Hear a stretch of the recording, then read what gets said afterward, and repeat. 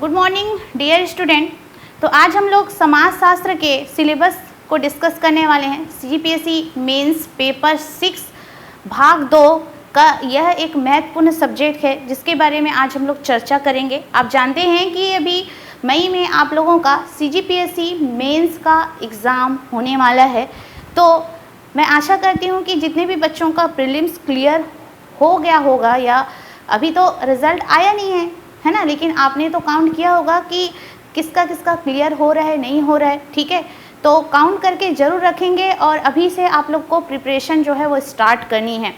लेकिन कई बच्चों को मैं बताना चाहूँगी कि कई बच्चे ऐसे समझते हैं कि सिर्फ हम प्रीलिम्स का तैयारी करेंगे, मेंस का तैयारी बाद में कर लेंगे, लेकिन आपको ऐसा बिल्कुल भी नहीं करना है। देखिए, हम ऐसी गलती कर लेते हैं, प्रीलिम्स की अलग से तैयारी करने लगते हैं, मेंस की अलग से तैयारी करने लगते हैं, इसलिए हमारा जो है मेंस क्लियर नहीं होता। ठीक है, तो आपको क्या करना है कि दोनों की तैयारी साथ साथ करनी है। अब से याद रखिएगा, आपको दोनों की तैयारी साथ साथ करनी है और हमारे साथ PSC एकेडमी में दोनों की तैयारी इस बार साथ साथ करवाई जा रही है। तो ऐसे बच्चे जो हमसे जुड़कर प्रीलिम्स और मेंस की तैयारी करना चाहते हैं तो बिल्कुल हमारे दिए गए नंबर पे आप जितनी भी जानकारियां हैं उसे हासिल कर सकते हैं। ठीक है, तो यहाँ पर आपको दिखाई दे रहा होगा पेपर 6।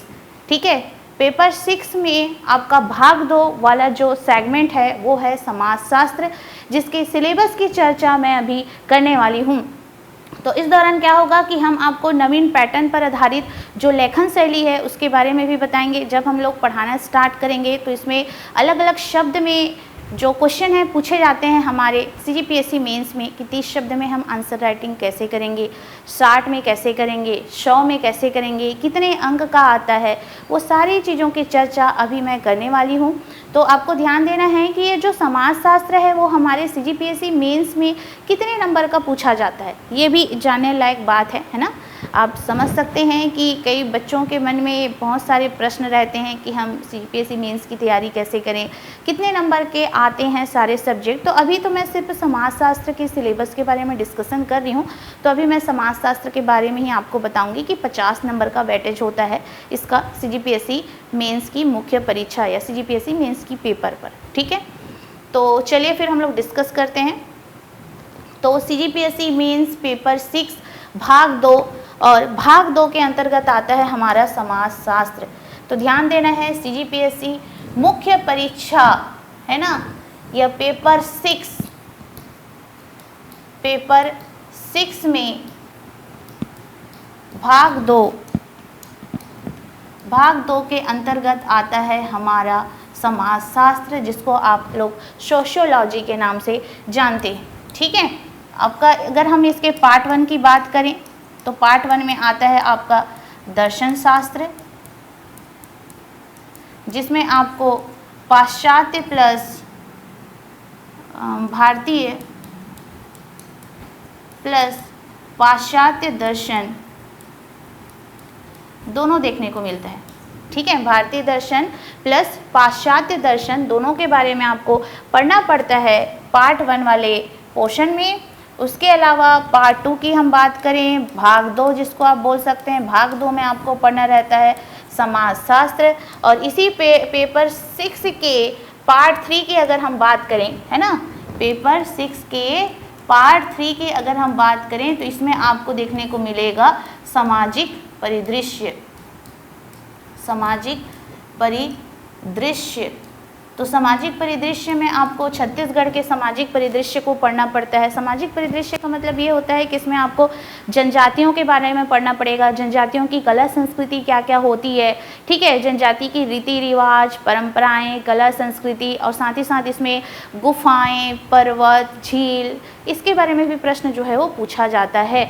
तो सामाजिक परिदृश्य के अंतर्गत आपको जनजातियों के चाहे विवाह हो, चाहे उनके जनजातीय संगठन हो, रीति रिवाज हो, परंपरा हो, उसको अच्छे से कंठस्थ करना पड़ता है। तो मेनली आपको पेपर 6 में 3 सब्जेक्ट देखने को मिलता है। तो मैंने पहले पार्ट 1 बताया आपको समाजशास्त्र, जिसमें आपको भारतीय प्लस जो वेस्टर्न फिलॉसफी है वो पढ़ना पड़ता है, या आप इसको हिंदी में बोल सकते हैं पाश्चात्य दर्शन।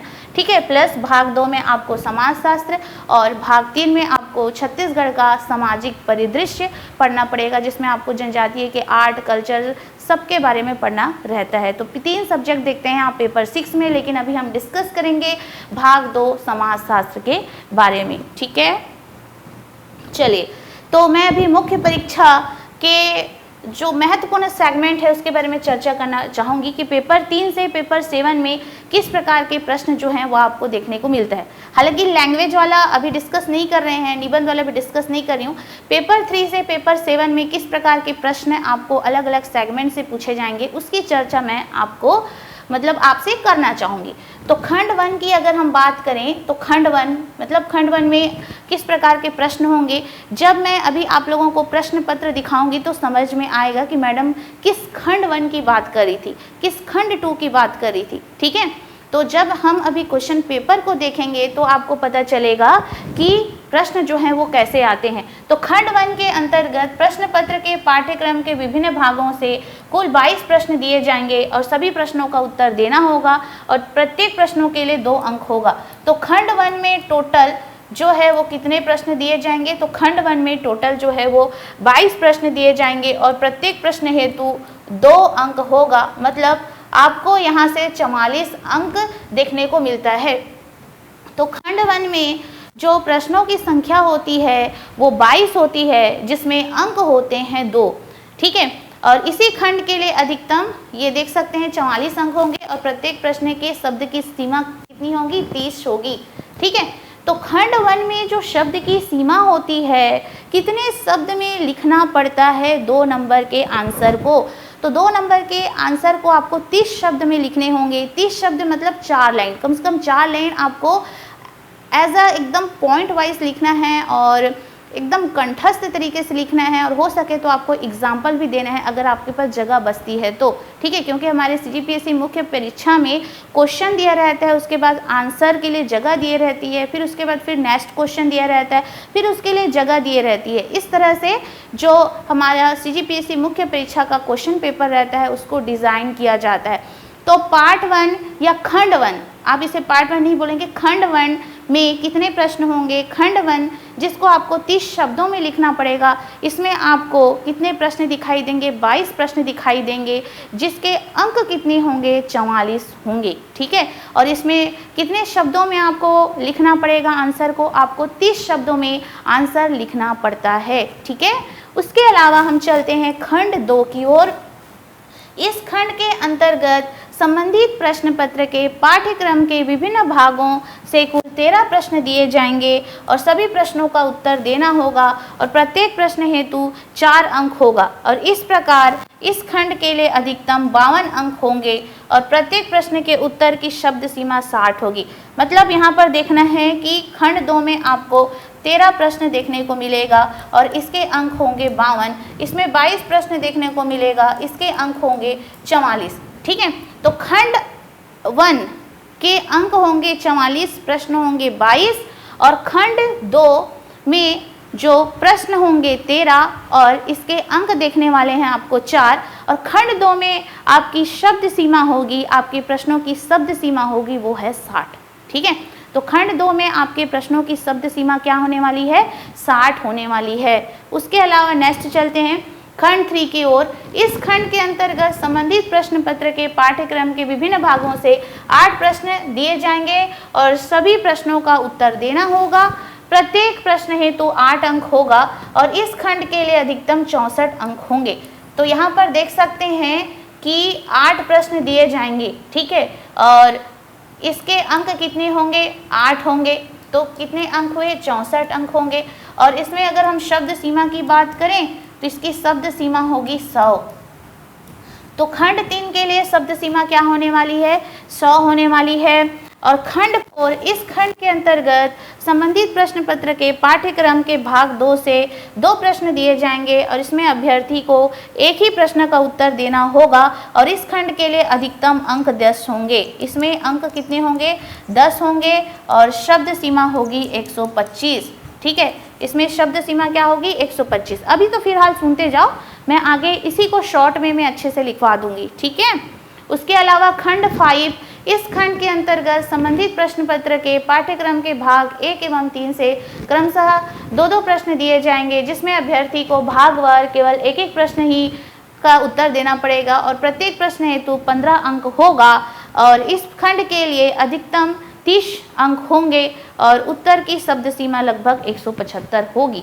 ठीक है, तो ये शब्द सीमा को और अंकों को मैं अच्छे से लिखवा देती हूँ आप लोगों को। ठीक है, तो यहाँ पे भाग 1 एवं भाग 3 से क्रमशः 2-2 प्रश्न दिए जाएंगे, जिसमें अभ्यर्थी को भागवार केवल एक प्रश्न का उत्तर देना पड़ेगा और प्रत्येक प्रश्न हेतु 15 अंक होगा। ठीक है, तो इस प्रकार हम लोग देखते हैं इस प्रश्न को, मतलब यहाँ पे मैं आपको शॉर्ट वे में लिखवा देती हूँ। चलो, तो मैंने यहाँ पर क्या कहा है, सबसे पहले है ना 2 अंक के प्रश्न,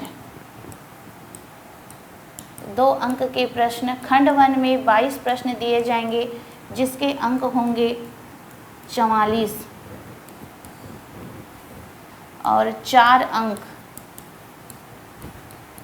ठीक है, 4 अंक में यहाँ पे आपको 13 प्रश्न दिए जाएंगे। ठीक है, जिसके अंक होंगे 52। ये खंड 1 की बात कर रहे हैं हम, खंड 1, और यहाँ पे हम खंड 2 की बात कर रहे हैं। उसके बाद हम लोग 4 अंक के बाद हम 8 अंक में जाएंगे। 8 अंक खंड 3, इसमें 8 गुणित 8 मतलब 64 अंक होंगे। ये खंड 3 के अंतर्गत है। उसके बाद हम चलेंगे 10 अंक, 10 अंक, 10 अंक में आपको देखना है। ठीक है, 10 अंक में आपके नंबर तो यहाँ पे 10 ही अंक होंगे, है ना, और यहाँ से आपको एक प्रश्न को सॉल्व करना पड़ेगा। ठीक, उसके बाद हम चलते हैं यहाँ पर खंड 5 की ओर, जहाँ पे आपको 2 प्रश्न सॉल्व करना पड़ेगा अलग अलग पोर्शन से, और यहाँ पे आपको 30 अंक देखने को मिलता है। ठीक है, और यहाँ पे अगर हम शब्दों की क्वालिटी या शब्द सीमा की बात करें तो यहाँ पे शब्द सीमा होगा 30 शब्द, 60 शब्द, उसके बाद 100 शब्द, 125 शब्द, और यहाँ पर देखने को मिलते हैं आपको 175 शब्द। अब ये बातें आपको तब अच्छे से और समझ में आएगी जब मैं आप लोगों को क्वेश्चन पेपर दिखाऊंगी। ठीक है, तो अभी हम लोग क्वेश्चन पेपर देखेंगे, तब आपको और भी बातें जो है वो बहुत ही अच्छे से क्लियर होगी। ठीक है, तो मेरी बातों को समझने का प्रयास कीजिएगा। अब मैं आप लोगों को समाजशास्त्र के जो हमारे सिलेबस हैं वहाँ पे कौन कौन से टॉपिक होंगे उसकी चर्चा कर लेते हैं, फिर हम लोग और भी क्वेश्चन पेपर को देखेंगे। ठीक है, तो हमारे समाजशास्त्र में कौन कौन से टॉपिक हैं उसकी चर्चा कर लेते हैं। ठीक है जी, तो समाजशास्त्र के कौन कौन से टॉपिक हैं कि समाजशास्त्र का अर्थ, समाजशास्त्र की क्षेत्र एवं प्रकृति, ये अलग अलग टॉपिक हैं जिसकी चर्चा मैं करूँगी क्लास में। अध्ययन का महत्व, अन्य विज्ञानों से इसका संबंध, प्राथमिक अवधारणाएं, समाज क्या होता है, समुदाय क्या होता है, समिति क्या होता है, संस्था क्या होता है, सामाजिक समूह, जनरीतियाँ एवं लोकाचार, व्यक्ति एवं समाज, सामाजिक अंतःक्रिया, स्थिति एवं भूमिका, संस्कृति एवं व्यक्तित्व, समाजीकरण, हिंदू सामाजिक संगठन, आश्रम, वर्ण व्यवस्था, पुरुषार्थ, सामाजिक स्तरीकरण, ये सारे टॉपिक हैं आपके समाजशास्त्र CGPSC मुख्य परीक्षा के अंतर्गत। उसके अलावा आप यहाँ पर देखेंगे कि समाजशास्त्र में जाति एवं वर्ग, सामाजिक प्रक्रियाएं, सामाजिक अंतःक्रिया, सहयोग, संघर्ष, प्रतिस्पर्धा, ये सारे टॉपिक आपके समाजशास्त्र के अंतर्गत आते हैं। सामाजिक नियंत्रण, सामाजिक परिवर्तन, सामाजिक नियंत्रण के साधन एवं अभिकरण, सामाजिक नियंत्रण की प्रक्रियाएं एवं कारक, भारतीय सामाजिक समस्याएं, ठीक है, सामाजिक विघटन,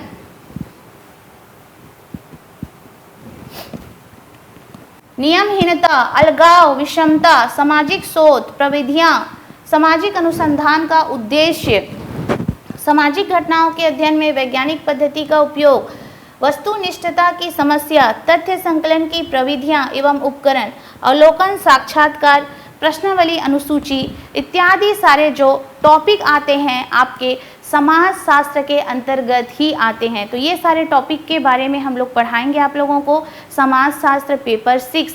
तो ये है हमारे सिलेबस में इतने सारे टॉपिक हैं और ये सभी टॉपिक को हमें समाज शास्त्र में पढ़ना पड़ता है और इन्हीं टॉपिक से प्रश्न जो हैं वो आते हैं। और कैसे प्रश्न पूछे गए हैं, अभी जब मैं आपको प्रश्न पेपर दिखाऊंगी तो आपको पता चलेगा कि हाँ भाई बिल्कुल इसी तरह के प्रश्न जो है वो पूछे जाते हैं।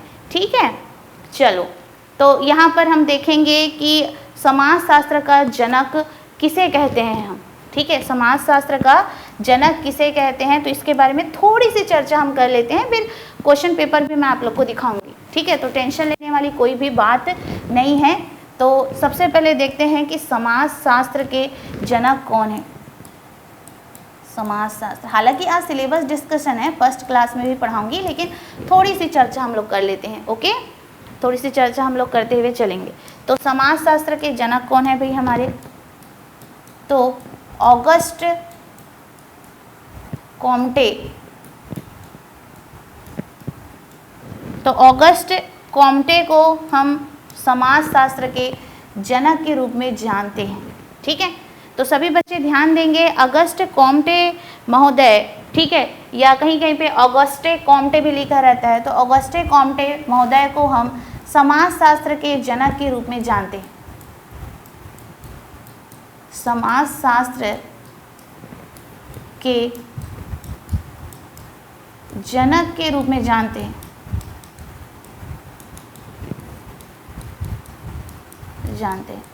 तो अगस्ट कॉम्टे महोदय जी को हम समाज शास्त्र के जनक के रूप में जानते हैं। ठीक है, और ये कौन है, ये फ्रांसीसी दार्शनिक हैं, ये फ्रांसीसी दार्शनिक हैं अगस्ट कॉम्टे महोदय जी। ठीक है, तो अगस्ट कॉम्टे जिन्हें हम समाजशास्त्र के जनक के रूप में जानते हैं और ये फ्रांसीसी दार्शनिक हैं, और इन्होंने समाज का अध्ययन करने के लिए किसका सहारा लिया था, तो इन्होंने समाज का अध्ययन करने के लिए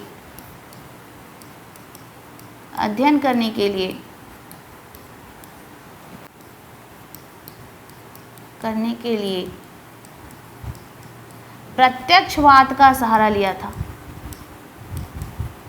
प्रत्यक्षवाद का सहारा लिया भाई। तो प्रत्यक्षवाद में क्या क्या चीज़ें होती हैं, हम कैसे समाज का कैलकुलेशन करेंगे, तो प्रत्यक्षवाद में चीज़ें आती है, तो पहला है ऑब्जर्वेशन या अवलोकन। हमें क्या करना पड़ेगा, ऑब्जर्वेशन, समाज का ऑब्जर्वेशन करना पड़ेगा। ठीक है, दूसरा है ना तथ्य कलेक्ट करने पड़ेंगे कि कौन से तथ्य सही हैं, कौन से तथ्य गलत हैं। उसके आधार पर हमें समाज का क्या करना पड़ता है कि चीज़ों को देखना पड़ता है, समझना पड़ता है, क्या बातें सही हैं, क्या बातें गलत है। ये सारी चीज़ें जो है वो प्रत्यक्षवाद में आती है। हम चीज़ों को कल्पना के माध्यम से या किसी सोच में जाके हमें समाज का अध्ययन नहीं करना है, हमें तथ्यों को संकलित करते हुए समाज का अध्ययन करना है। ऐसा कौन कहते हैं, अगस्ट कॉम्टे महोदय कहते हैं, और इन्होंने समाज का अध्ययन करने के लिए प्रत्यक्षवाद का सहारा लिया है। ठीक है, तो लिखेंगे पहला ऑब्जर्वेशन, अवलोकन। दूसरा लिखेंगे तथ्य एवं प्रमाण। ठीक है, तथ्य एवं प्रमाण, तो इसको लिखेंगे आप facts and evidence. Fact and evidence दूसरा है। उसके अलावा तीसरा चलेंगे आप तुलना। तीसरा क्या है, तुलना। इसको लिख सकते हैं आप कंपैरिजन। कंपैरिजन करना है। तो सबसे पहले मैंने क्या कहा कि आप ऑब्जर्वेशन करेंगे समाज का अध्ययन करने के लिए। जो हमारे अगस्ट कॉम्टे महोदय है वो क्या किए हैं कि प्रत्यक्षवाद का सहारा लिए हैं समाज को समझने के लिए। तो इन्होंने क्या किया, पहला बताया ऑब्जर्वेशन, तथ्य एवं प्रमाण, फैक्ट एंड एविडेंस, और तीसरा है तुलना, कंपैरिजन। तो ये कहलाता है प्रत्यक्षवाद। इन्होंने कहा है कि आप कल्पना करके समाज का अध्ययन नहीं कर सकते, ठीक है, या इन्होंने कहा है कि कल्पना के माध्यम से आप समाज का अध्ययन नहीं कर सकते, ठीक है। और प्रत्यक्ष अध्ययन को ही वैज्ञानिक अध्ययन कहा जाता है। प्रत्यक्ष अध्ययन को ही क्या कहा जाता है? वैज्ञानिक अध्ययन कहा जाता है। प्रत्यक्ष अध्ययन को ही हम वैज्ञानिक अध्ययन कहते हैं। प्रत्यक्ष अध्ययन को ही हम क्या कहते हैं? वैज्ञानिक अध्ययन कहते हैं। तो याद रखिएगा कि जो हमारे ऑगस्ट कॉम्टे महोदय जी हैं वो फ्रांसीसी दार्शनिक है। जब हम क्लास में पढ़ेंगे तो मैं और भी बहुत सारी बातों को बताऊंगी। तो इन्होंने समाज का अध्ययन करने के लिए प्रत्यक्षवाद का सहारा लिया है, और प्रत्यक्षवाद में चीज़ें आती है अवलोकन, जिसे हम लोग ऑब्जर्वेशन कहते हैं, तथ्य एवं प्रमाण, फैक्ट एवं एविडेंसेस के माध्यम से इन्होंने अध्ययन किया, प्लस है कंपैरिजन, तुलना, ठीक है। क्योंकि हमें चीज़ों को देखना है, परखना है, सोचना है और समझना है, तब हमें क्या करना है? अध्ययन करना है। हमें कल्पनात्मक चीज़ों के बारे में या जिसे हमने देखा ही नहीं है उसके बारे में हमें कल्पना करके चीज़ों को नहीं समझना है। हमें पूरा प्रमाण चाहिए किसी चीज़ को समझने के लिए, ठीक है। उसके लिए हमें क्या चाहिए? तथ्य कलेक्ट करने पड़ेंगे, हमें अवलोकन करना पड़ेगा वहाँ पर जाके, और हमें कंपैरिजन करते हुए अध्ययन करना पड़ेगा, तभी हम समाजशास्त्र को अच्छे से समझ सकते हैं, ठीक है। तो क्लासेस में हम और भी पढ़ेंगे। तो चलिए हम लोग क्वेश्चन को देख लेते हैं कि किस प्रकार के प्रश्न जो हैं हमारे CGPSC मेंस में पूछे जाते हैं, ठीक है। तो चलो इसको लिख लेते हैं भाई। संस्था और समुदाय में अंतर बताइए। तो इसको हम लोग को लिखना है 60 शब्द में। तो हम कैसे लिखेंगे इसे 60 शब्द में? मान लो इसे हमें 60 शब्द में पूछा है, तो 60 शब्द में जो आपको प्रश्न पूछे जाते हैं, ठीक है, तो वो 4 अंक के होते हैं। 60 शब्दों में जो आपको प्रश्न पूछे जाते हैं वो कितने अंक के होते हैं? वो 60 शब्द में जो प्रश्न पूछे जाएंगे वो 4 अंक के होंगे। तो इसको हमें कैसे प्रश्न उत्तर लिखना रहता है, ठीक है, इस प्रश्न को उत्तर हमें कैसे लिखना रहता है? तो आइए लिख के देखते हैं। संस्था और समुदाय में अंतर बताइए। Difference between institution and community. आप अलग अलग भी लिख सकते हैं या एग्जाम में इस तरह से खंड करके भी लिख सकते हैं। तो अभी मेरा 60 शब्द में कम से कम आपको तैयार करना है 6 लाइन, 6 या 7 लाइन आप लोग को तैयार करके रखनी है। तो चलो अलग अलग लिखते हैं हम इसे। संस्था, ठीक है, तो संस्था क्या होती है? संस्था वह व्यवस्था होती है, ठीक है, संस्था वह व्यवस्था होती है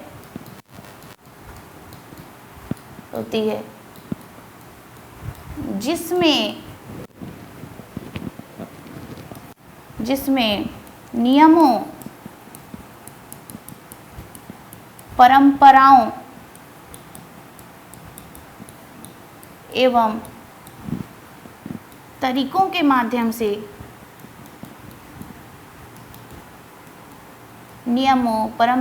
एवं तरीकों के माध्यम से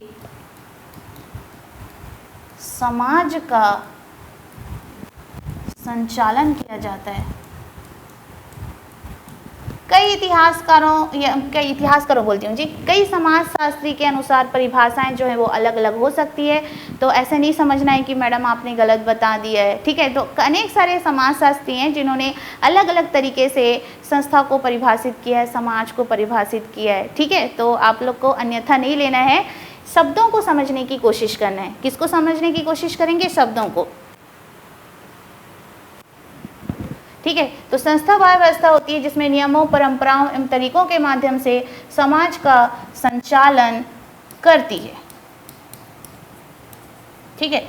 तो संस्था वह व्यवस्था होती है जिसमें नियमों, परंपराओं एवं तरीकों के माध्यम से समाज का संचालन करती है, ठीक है। संस्था क्या होती है कि संस्था वह व्यवस्था होती है जिसमें नियमों, परंपराओं एवं तरीकों के माध्यम से ये क्या करती है? समाज का संचालन करती है। तो देखो, तो समाज का संचालन तो करती है संस्था, तो संस्था क्या क्या होती है? विवाह भी एक संस्था है, ठीक है, क्योंकि विवाह के बहुत सारे नियम होते हैं, अलग अलग जाति के बहुत सारे नियमें होते हैं और उस नियम और परंपराओं के माध्यम से हम विवाह करते हैं, तो विवाह भी संस्था के अंतर्गत आती है। धर्म भी हमारा संस्था ही है, धर्म भी हमारा संस्था है, स्कूल भी हमारा संस्था है, क्योंकि स्कूल से भी हम बहुत सारी चीज़ों को सीखते हैं, डिसिप्लिन को सीखते हैं और स्कूल में भी बहुत सारे नियमों का संचालन होता है, तो स्कूल भी हमारा संस्था के अंतर्गत आता है, ठीक है। उसके अलावा हमें पूछा गया है समुदाय, ठीक है, तो समुदाय क्या होता है, समुदाय को हम समझते हुए चलेंगे, ठीक है। तो इतना जो मैंने लिखवाया है वो समझ में आया है कि नहीं, बताते हुए चलेंगे सभी बच्चे।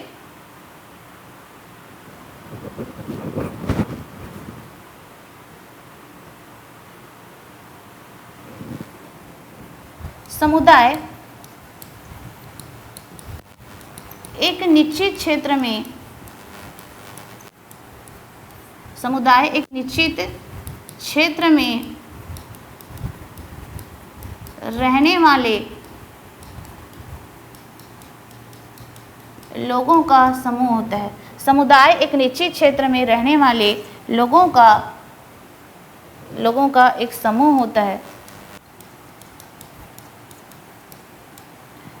जो आपस में साझा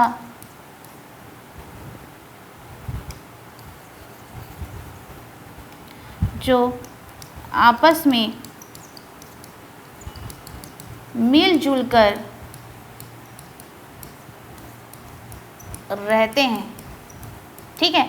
तो एक निश्चित क्षेत्र में रहने वाले या समुदाय एक निश्चित भौगोलिक क्षेत्र में रहने वाले लोगों का एक समूह होता है, ठीक है।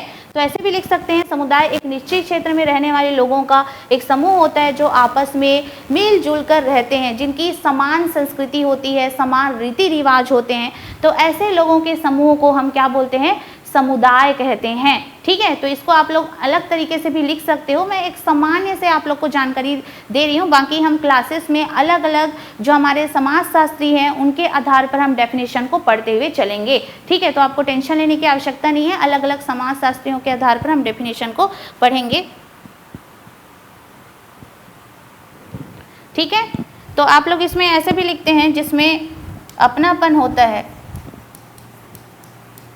जिसमें लोगों के बीच अपनापन होता है और साझा जीवन शैली होती है। जैसे कि यहाँ पे समुदाय के लोगों को एक दूसरे की आवश्यकता है, तो लोग एक दूसरे की ज़रूरतों को पूरा करते हुए रहते हैं, क्योंकि समुदाय क्या है कि एक निश्चित भौगोलिक क्षेत्र में, या क्षेत्र भी लिख सकते हैं या भौगोलिक क्षेत्र भी आप यहाँ पे ऐसे इस तरह से लिखते हुए चल सकते हैं कि निश्चित भौगोलिक क्षेत्र में रहने वाले लोगों का एक समूह होता है जिसमें आपसी प्रेम संबंध भी होता है और लोगों में अपनापन भी होता है, एक दूसरे की भावनाओं को समझते हैं और साझा जीवन शैली होता है, मतलब कुछ भी ज़रूरत है समुदाय के लोगों को तो आपस में मदद करते हुए इन लोग रहते हैं। जैसे कि इसमें हम लोग एग्जाम्पल लिखेंगे, ठीक है। तो एग्जाम्पल लिखेंगे तो क्या हो सकता है हमारा एग्जाम्पल समुदाय में, जैसे कोई हो गया, पड़ोसी हो गया, ठीक है। और पड़ोसी के बाद अगर हम देखें तो जनजाति समूह हो गया, कोई ऐसी जनजाति समूह है जो एक निश्चित भौगोलिक क्षेत्र में निवास करती है, तो वो भी हमारा हो जाएगा समुदाय। या एक कॉलोनी में रहने वाले लोग, एक कॉलोनी में रहने वाले लोग, जैसे कि आज आप देखते हैं कि अलग अलग कॉलोनी बन चुकी है, जिसमें क्या होता है कि कोई भी फंक्शन होता है तो साथ में लोग मनाते हैं, किसी भी कॉलोनी में देखे होंगे। तो एक कॉलोनी में रहने वाले लोग भी एक निश्चित क्षेत्र में रह रहे हैं, आपस में एक दूसरे की मदद करते हुए रह रहे हैं, तो वो भी समुदाय के अंतर्गत ही आएगा। और पहला पड़ोसी भी हमारे समुदाय के अंतर्गत ही आएंगे, क्योंकि पड़ोसी के साथ भी हम क्या करते हैं कि साझा जीवन यापन कर रहे हैं, हम लोग साथ साथ जीवन यापन हो रहा है, साझा जीवन शैली है, एक दूसरे की मदद में हम लोग क्या मतलब एक दूसरे की ज़रूरत में हम एक दूसरे की मदद करते हैं, तो ये हो जाता है आपका समुदाय। तो हमारे एग्ज़ाम में इस तरह से प्रश्न जो है वो पूछा जाता है, तो आप लोगों को इस तरह से समझना है। और मैं आप लोगों को संस्था और समुदाय को एक अच्छे एग्जाम्पल के माध्यम से डिफरेंस लिखवा देती हूँ, ताकि ये बातें आपको अच्छे से समझ में आए। बाकी क्लासेस स्टार्ट होंगी तो हम इन चीज़ों को और भी अच्छे से समझते हुए चलेंगे। तो इतना लिख लीजिएगा, मैं साइड हट जाती हूँ, स्क्रीनशॉट ले लेंगे आप लोग सभी बच्चे लोग।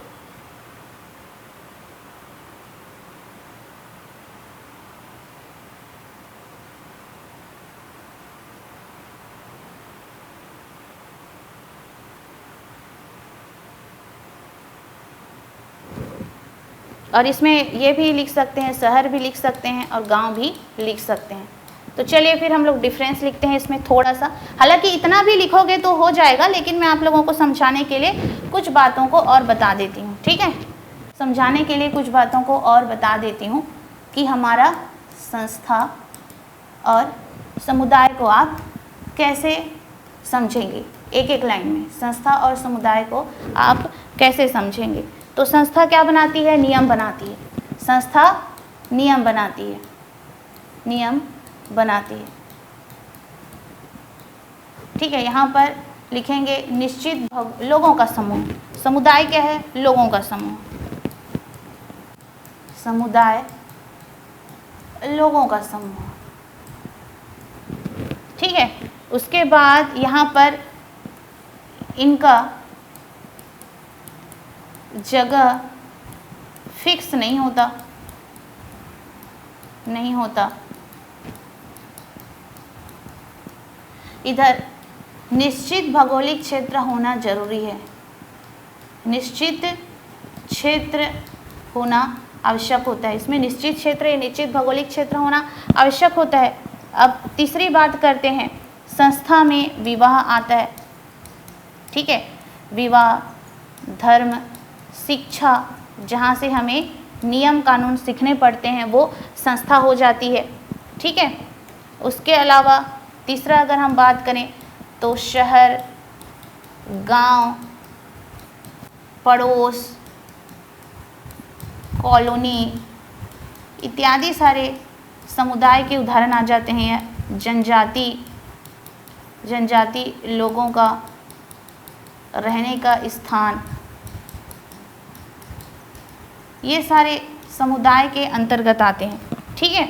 अगर हमें मूर्त अमूर्त की बात करें तो जो संस्था है अमूर्त होता है। संस्था क्या होता है? अमूर्त होता है।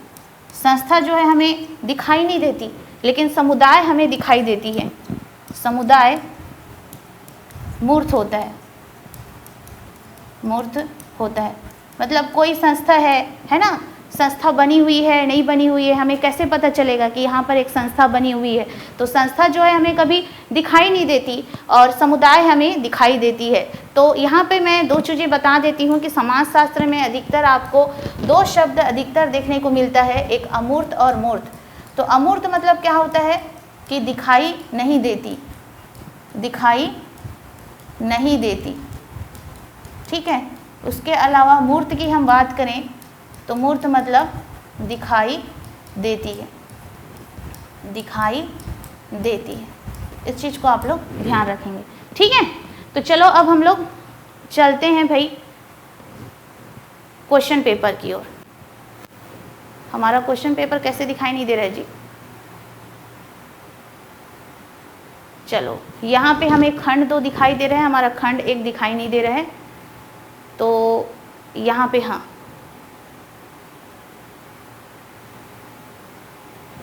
क्वेश्चन पेपर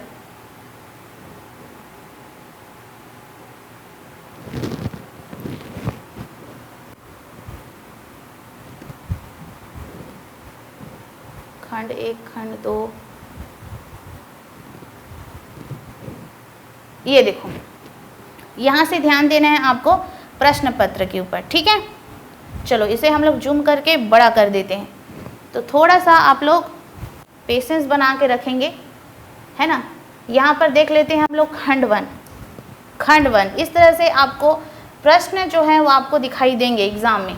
ये है खंड 1। खंड 1 में मैंने बताया था आपको 30 शब्द में प्रश्न लिखने के लिए आएगा और इसकी शब्द सीमा होगी 2 अंक का, जिसमें आपको दर्शन शास्त्र के प्रश्न भी आपको देखने को मिलेगा।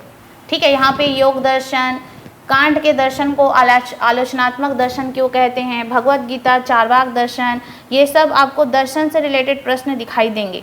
ठीक है, और यहाँ पे धर्म में आत्मवाद की अवधारणा को समझाइए, समाजशास्त्र और मनोविज्ञान के बीच में।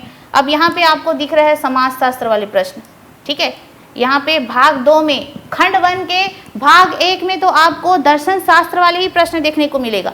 ठीक है, यहाँ पे ये जो प्रश्न पत्र है ना, ये जो प्रश्न पत्र है, मेरी बातों को थोड़ा सा गौर से समझेंगे कि खंड 1 के प्रश्न पत्र के भाग 1 में, तो ऐसा नहीं है कि खंड 1 के अंतर्गत आपको भाग 1 देखने को नहीं मिलेगा, तो खंड 1 के अंतर्गत आपको भाग 1 भी देखने को मिलेगा। और भाग 1 के कितने प्रश्न दिए गए हैं, भाग 1 के 8 प्रश्न है ना।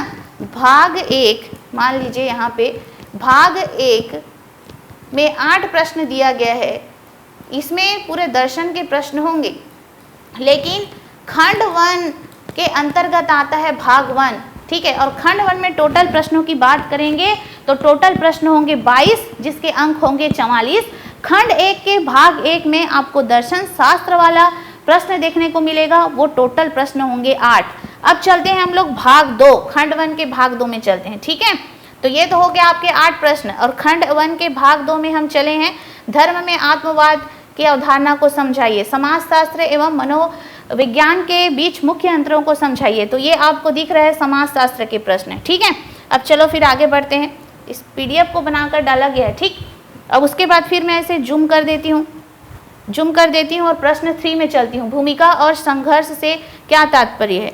ठीक है जी, तो यहाँ पे हमने देखा, ये देखो संदर्भ समूह से आप क्या समझते हैं, थोड़ा सा जूम कर देते हैं।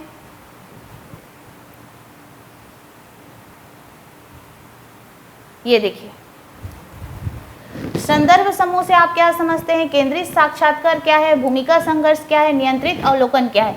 और खंड 1 के भाग 2 से आपको 6 प्रश्न देखने को मिलता है, जिसका अंक भी कितना रहता है, 2 रहता है। ठीक है, मतलब मैं बोल चुकी हूँ कि खंड 1 जिसमें 22 प्रश्न रहेंगे और जिसके अंक रहेंगे 2, मतलब आपको खंड 1 से टोटल 44 प्रश्न देखने को मिलता है। लेकिन खंड 1 के भाग 1 से आपको दर्शन शास्त्र के 8 प्रश्न देखने को मिलता है, और खंड 1 के भाग 2 से आपको समाज शास्त्र के इधर 6 प्रश्न देखने को मिल रहा है, और खंड 1 के भाग 3 से आपको ये छत्तीसगढ़ के प्रश्न जो हैं वो देखने को मिलेंगे। आइए देखते हैं खंड 1 के भाग 3 से, क्योंकि हमारे पेपर 6 में 3 प्रकार के सब्जेक्ट है ना। हमारे पेपर 6 में कितने प्रकार के सब्जेक्ट हैं, 3 प्रकार के सब्जेक्ट हैं। तो ये खंड 1 में तीनों प्रकार के सेगमेंट आपको दिखते हुए नजर आएंगे, जैसे सहड़ा देव, अक्ति पर्व, सधौरी, गुदुम वाद्य यंत्र, छत्तीसगढ़ी बोली का पंचमुखी वर्गीकरण क्या है, बहुरा चौथ पर्व का क्या महत्व है, छत्तीसगढ़ माटी कला बोर्ड पर टिप्पणी लिखिए, और बस्तर पंडुम 2025 पर टिप्पणी लिखिए। ये सारे प्रश्न आपको छत्तीसगढ़ के सामाजिक परिदृश्य वाले सेगमेंट से देखने को मिलता है। मतलब मेरे कहने का मतलब ये है कि खंड 1, ठीक है, खंड 1 में आपको पार्ट 1 में दर्शन शास्त्र देखने को मिलता है, दर्शन शास्त्र। खंड 1 के पार्ट 2 में आपको देखने को मिलता है समाज शास्त्र। ठीक है, उसके अलावा खंड 1 के पार्ट 3 में आपको देखने को मिलता है छत्तीसगढ़ का सामाजिक परिदृश्य। ठीक है, सामाजिक परिदृश्य। तो इसी तरह हमें क्वेश्चन पेपर को एनालिसिस करते हुए चलना है, तभी आप इस क्वेश्चन पेपर को अच्छी तरह से जान और समझ पाएंगे। ठीक है, तो चलिए फिर अब हम लोग खंड 2 की ओर चलते हैं। ये रहा आपका खंड 2, जिसमें उत्तर की शब्द सीमा आपको देखने को मिलेगा 60। उत्तर की शब्द सीमा आपको 60 देखने को मिलेगा। चलिए आइए देखिए, ये है खंड 2, जिसमें उत्तर की शब्द सीमा 60 देखने को मिलती है, और इसमें अंक रहेगा 4।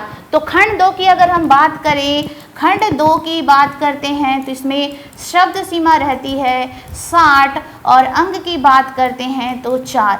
ठीक है। तो खंड 2 में जो शब्द सीमा रहती है वो 60 है और अंक की बात करते हैं तो वो 4 हो जाता है। मीमांसा दर्शन के अपूर्व के सिद्धांत को समझाइए। न्याय दर्शन के परिपक्ष में प्रमा के अंगों का वर्णन कीजिए। सांख्य दर्शन में प्रकृति का स्वरूप समझाइए। धर्म दर्शन और ईश्वर की सर्वशक्तिमता का मूल्यांकन बताएं। सतनाम पंथ की विशेषताएं लिखिए। तो देखो इसमें आप लोगों को दिखाई दे रहा है दर्शन के प्रश्न और बीच में आ चुका है किसके प्रश्न, छत्तीसगढ़ के प्रश्न। फिर यहाँ पे खंड 2 के भाग 2 में आप देखेंगे संस्था और समुदाय में अंतर बताइए। भौतिक और अभौतिक संस्कृति में अंतर बताइए। पुरुषार्थ क्या है, ये समाजशास्त्र के प्रश्न हैं। ठीक है। तो इस तरह से आपको खंड 2 में प्रश्न देखने को मिलता है। तो ये हो गया आपका खंड 2। उसके अलावा चलिए फिर हम लोग आगे चलते हैं भाई। ठीक है। तो खंड 2 के भाग 3 में आप देख सकते हैं यहाँ पे खंड 2 के भाग 3 में आपको देखने को मिलता है पद्मश्री अरुण शर्मा के महत्वपूर्ण कार्यों पर प्रकाश डालिए। जोगी बिठाई पर टिप्पणी लिखिए। पिछड़ी जनजाति समूह के निर्धारण के मापदंडों को समझाइए। तो ये हो गया आपका भाग 3। अब खंड 3 की ओर चलते हैं। खंड 3 में आप देख सकते हैं कि स्पिनोजा का सर्वेश्वरवाद क्या है और हेगल के द्वंद्वात्मक प्रत्ययवाद एवं ब्रेडले के प्रत्ययवाद की अवधारणा को समझाइए। कौटिल्य के मंडल सिद्धांत की अवलोकन कीजिए। तो यहाँ पर आप देख सकते हैं अगर शब्द सीमा 100 का है तो उसका अंक रहेगा 8। मैं सिर्फ अभी यहाँ पे क्वेश्चन पेपर को दिखा रही हूँ कि इस प्रकार से आपके प्रश्न जो है वो पूछे जाते हैं। उसके अलावा यहाँ पे खंड 3 के भाग 2 के वाले प्रश्नों को देख सकते हैं। खंड 3 में भी भाग 2 है और भाग 3 है। ठीक है। उसके बाद हम खंड 4 की ओर चलें तो खंड 4 में आपको ये प्रश्न देखने को मिलता है ना। तो यहाँ पे जो खंड 4 है वो 125 शब्द सीमा देखने को मिलती है और इसके अंक रहते हैं 10। ये देख सकते हैं 12वां नंबर का। ठीक है।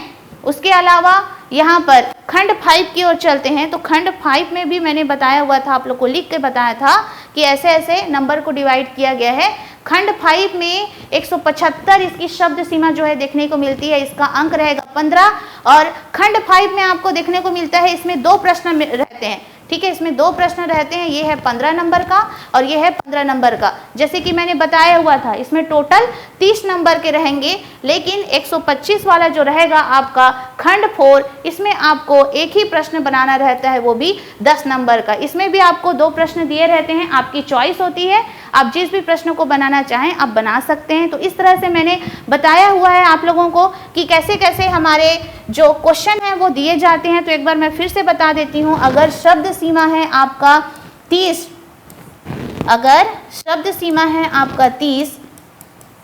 फिर से मैं लिखवा रही हूँ। ठीक है। शब्द सीमा है अगर 30 तो आपको लिखना है 2 अंक का, मतलब 2 अंक मिलेंगे आपको। अगर शब्द सीमा है 60 तो आपको मिलने वाले अंक हैं 4। अगर शब्द सीमा है 100 तो आपको अंक मिलते हैं 8 अंक। ध्यान रखिएगा। अगर शब्द सीमा है 125 तो आपको अंक मिलेंगे 10। अगर शब्द सीमा है 175 तो आपको अंक मिलने वाले हैं कितना, 15। मतलब एक क्वेश्चन जो है वो 15 अंक का मिलेगा, लेकिन आपके लास्ट वाले खंड में मतलब 2 क्वेश्चन रहते हैं, इसलिए लास्ट वाले खंड से आपको 30 नंबर देखने को मिलता है। तो शब्द सीमा 175 की है तो उसमें आपको अंक देखने को मिलता है 15। शब्द सीमा 125 की है तो उसमें अंक देखने को मिलता है 10। शब्द सीमा 30 का है तो आपको अंक मिलेगा 2। शब्द सीमा 60 का है तो आपको अंक मिलेगा 4 और शब्द सीमा अगर 100 का है तो आपको अंक मिलेगा 8। तो इस तरह से आज मैंने समाजशास्त्र के महत्वपूर्ण टॉपिक को बताया है, सिलेबस की चर्चा की है। नेक्स्ट क्लास में हम लोग क्वेश्चन आंसर का प्रैक्टिस करेंगे, कुछ टॉपिक को समझेंगे, है ना। तो इस तरह से आप लोग थोड़ा सा इन टॉपिक को पढ़ के आइएगा। नेक्स्ट क्लास से हम लोग लेखन शैली की प्रैक्टिस करेंगे और समाजशास्त्र के मेन टॉपिक हैं उसे पढ़ने का प्रयास करेंगे। ठीक है। तो सभी बच्चों को आज का क्लास कैसे लगा, लाइक शेयर जरूर कर देंगे। सभी बच्चों को थैंक यू। और एक चीज़ और मैं बताना चाहूँगी कि हमारे सादी पीएससी एकेडमी में प्रीलिम्स और मेंस की बैच जो है वो 16 मार्च से स्टार्ट होगी। तो जितने भी बच्चे जो हैं वो डेमो क्लास अटेंड करना चाहें तो हमारे संस्थान में आके डेमो क्लास भी अटेंड कर सकते हैं। सभी बच्चों को थैंक यू।